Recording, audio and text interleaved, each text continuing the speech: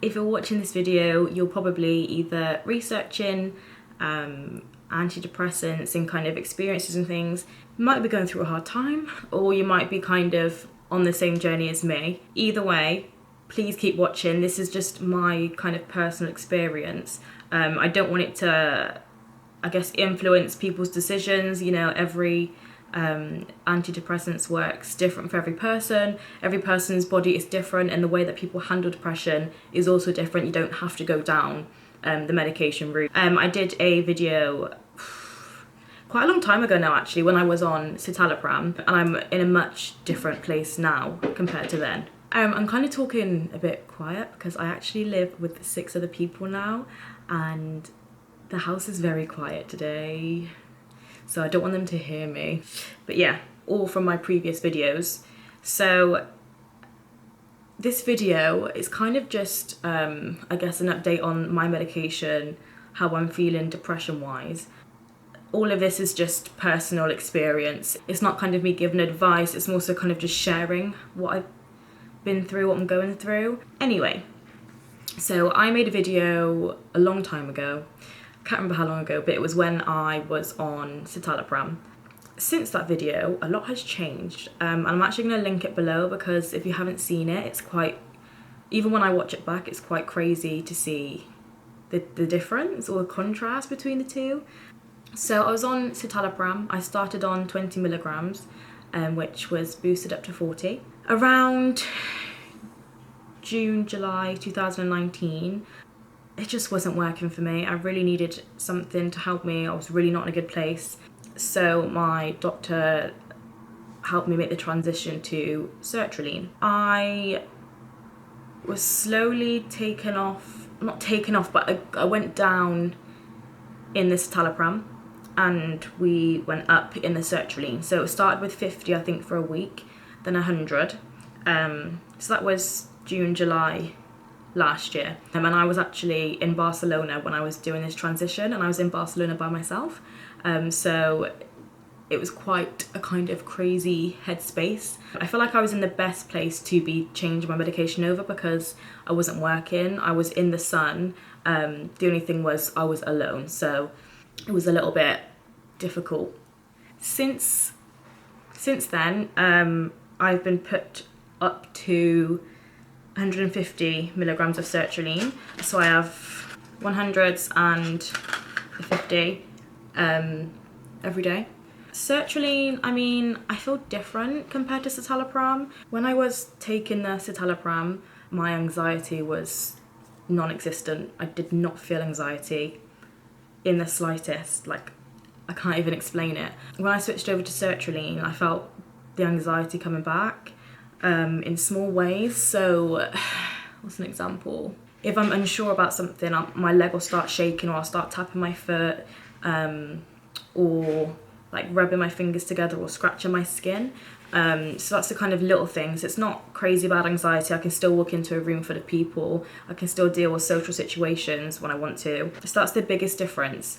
I also don't feel 100% on this medication. I think I feel better. It's really difficult to like tell, but I still have my ups and downs, and the down days are really bad. And so like I'll feel good for like 4 days, down for 2, good for a week, down for 1. Like, it's just completely all over the place. But like the down days are so down. They're so bad. Like, I just cannot think of anything worse than having to wake up and do life. So yeah. I've recently moved up to Manchester. I'm in a great headspace. I've been here for about a month now, a bit over a month. And to begin with, it was really difficult because I just felt so alone. And I don't even know how to explain it. Like, I can deal with being by myself. I used to live by myself. I love my alone time. I love kind of doing me. But I just like, it was like I'm in a place. I have no idea kind of where I am, my bearings. I don't even know the way to the shop. Like, I'm using my Google Maps for everything. And it was just like, no one really gave a shit, which is fine. You don't need to care, but that was kind of the first 2 weeks, and everything's kind of picked up a bit better now. So I feel like in a bit of a better headspace. I kind of know where I am. I'm really friendly with the guys at work, so that's good. Anyway, as I'm in a new place, I've got a new doctor, which was really hard for me to let go of my mental health nurse in Gloucester, where I used to live, because I've never had a mental health nurse before, and she used to check in on me every month, and then when I kind of had a blip, she'd check up on me every 2 weeks, and she really cared about my well-being, and I think I'm gonna miss that. When I spoke to the doctor here in Manchester, honestly, like, I've never spoken to a doctor, excluding my mental health nurse, who has cared so much and listened so much and put so much time into the conversation. She was just kind of getting to know me and my situation and why I feel like this and how I feel like this, and it was not what I was expecting, because usually you go to the doctors and unfortunately they don't have much time. They're very busy people, like it's kind of a lot for them to care too much, do you know what I mean? But she really cared, and I went to her and just basically said, like, please, I just need this to stop. I need this feeling of not wanting to be here to just stop. It's like I can get myself out of bed, I can have a shower, I can get to work, and I can do the day, but the whole time it's just like numb. I don't want to do it, I'm just doing it.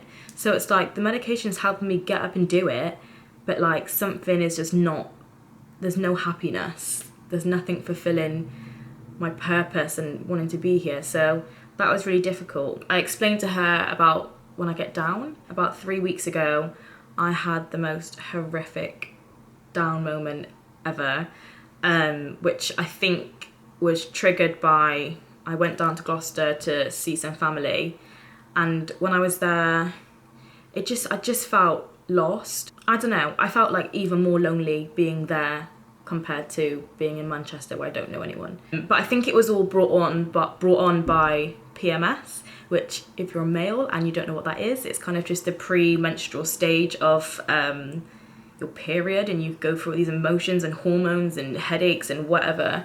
So I said that to my doctor because I planned to stay there overnight, and I just sat down with my mum, started talking, and just tears are just streaming down my face. Like just streaming down my face. I wasn't even like sobbing. It was just like, I was just talking, it was just like, shh. And I just said, I'm gonna go home. And I called Manchester home, and I'd only lived there for a week. Went back to Manchester, and the whole time on the train, all I was thinking is,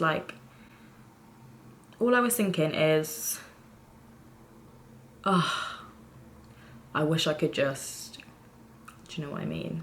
Got back to Manchester and I just wanted to die, if I'm honest. I just wanted to die. And I'm never going to try and kill myself. I'm never going to try and kill myself. I've got too many people I care about it affecting in my family. But the thought was there, and to have that thought, all those thoughts for 2 days and then feel on top of the world, that's not right. So that's kind of just what I said to the doctor when I went to see her. After that, she gave me some more antidepressants to try with my sertraline. So I'm still on 150 milligrams of sertraline, and I've now got 37.5 milligrams of venlafaxine. So, I mean, I take one of these in the morning and one in the evening to assist with the down spells and the anxiety. I mean, to be honest, I've only been taking them for like 3 days, so I don't think they've kind of kicked in. I'm also confused about whether you feel side effects or not when you're already on an antidepressant. But I was pre-warned by the doctor and the pharmacist that they will make me drowsy. So the first day I went into work, I was just like, where am I?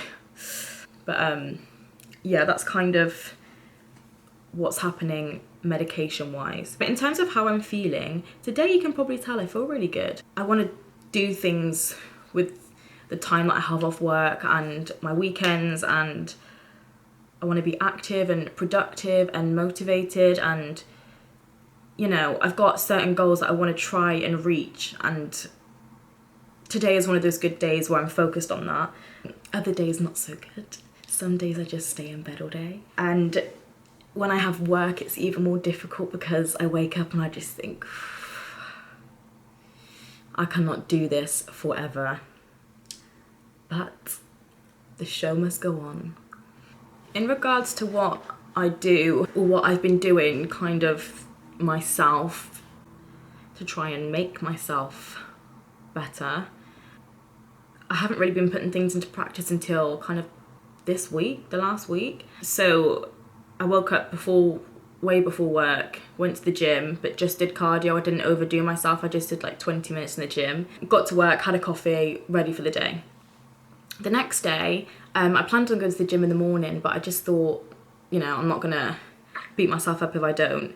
Woke up like an hour and a half before I had to go to work, and waking up naturally made a huge difference compared to waking up to an alarm. I woke up not tired.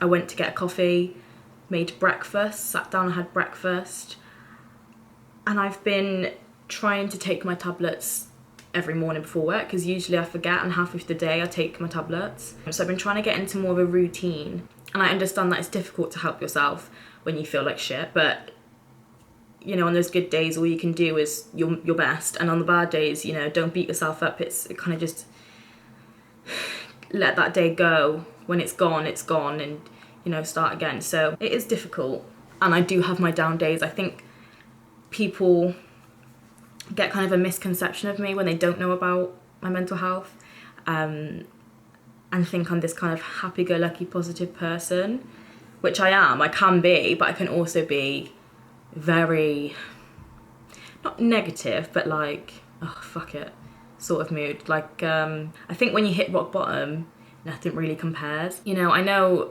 it's difficult dealing with depression, and you know, do I go on medication, do I not? If you feel like you need to, and you feel like there's no other option, like, don't feel ashamed to say that to your doctor. There's no problem with it. I was against medication to begin with, and I tried counselling and cognitive behavioural therapy, but it just kind of got to a point where I just couldn't do it by myself anymore. I just couldn't do it, and it doesn't make you any less strong of a person, or you know, if anything, it's a difficult process. The side effects, you know, it's not a nice thing, and you get a week into them and 2 weeks into them, and you think, I can't deal with these side effects anymore. But just keep taking them. Listen to your doctor, speak to your doctor. You know, it's really hard. It is really hard. But once they're in your system, your body's got used to them, and you try to put things into place, you'll start to pick up here and there. Not going to be perfect. I mean, I'm on different ones to what I started with. I'm on extra ones compared to what I was on last month. But it's all a process, and it's a long process, but it's moving in the right direction. Please, if you have any questions in particular, anything you want to talk about, just comment or message me on Instagram. I try my best to get back to people on Instagram. Sometimes I don't see my DMs. If you haven't seen my video on Citalopram, I've linked it below. Watch it compared to this one. You can just see the difference in kind of my whole aura, my whole, I don't even know, the whole energy. I'm a very religious, spiritual person, which not everyone is, but I believe that if you believe in something, then it kind of is a spirituality. And it's hard to keep your faith when you feel down, but you've got to hold on to it. Whatever will happen will happen. You will never be given a test that is too hard for you to handle. Every single thing you go through is to make you stronger in the end. I really appreciate anyone who watches these videos and follows my Instagram and, you know, reposts and shares, and I think it's very important, especially at this time in society, to talk about mental health more. It's the scariest thing ever, and I hate it. I hate having to talk about it to people who I know, and you know, it's a fear that it's going to affect their opinions of me as a person, you know, my work, anything. But the more we talk about it, the easier it will be. So thank you very much for watching. I really appreciate it, and you're more than welcome to follow my Instagram if you need to message or anything. And I hope that this has been in some ways helpful, and we can start to talk about mental health a bit more.